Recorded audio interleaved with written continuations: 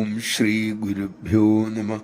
ആദ്യകാലത്തിലൊരിക്കൽ ആശ്രമത്തിൽ വന്ന ഒരു ഭക്തൻ അമ്മയോട് ചോദിച്ചു, അമ്മേ, ഇങ്ങോട്ട് വരുന്ന വഴിക്ക് തൊണ്ട് ചീഞ്ഞതിന്റെ മണം. സ്ത്രീകൾ കൂട്ടം കൂടിയിരുന്ന് തൊണ്ട് തല്ലുന്നു. ഒരു വൃത്തിയുമില്ല. അമ്മ എന്തിനാ ഈ തൊണ്ട് തല്ലുന്ന സ്ഥലം തന്നെ ജനിക്കാനായി തിരഞ്ഞെടുത്തത്? അമ്മ പുഞ്ചിരിയോടെ അരുളി, മോൻ അത് ശ്രദ്ധിച്ചില്ലേ? ആ അഴിയ തൊണ്ടുകൾ നോക്കൂ, കറുത്തതാണ്, വൃത്തിയുമില്ല. പക്ഷേ അവർ തല്ലി തല്ലി അതിൻ്റെ നിറം മാറ്റുന്നു, വെളുപ്പിക്കുന്നു, ഉപയോഗപ്രദമാക്കുന്നു. അത് കണ്ടില്ലേ? ഇതുപോലെ കഠിനമായ സാധനങ്ങൾ കൊണ്ട് മനസ്സിനെ ശുദ്ധമാക്കി നാം ഓരോരുത്തരും എടുക്കണം.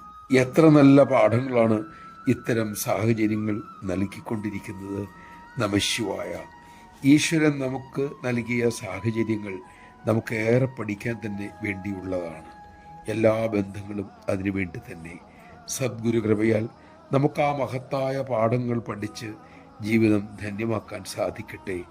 അമ്മ അതിനായി നമ്മെ അനുഗ്രഹിക്കട്ടെ.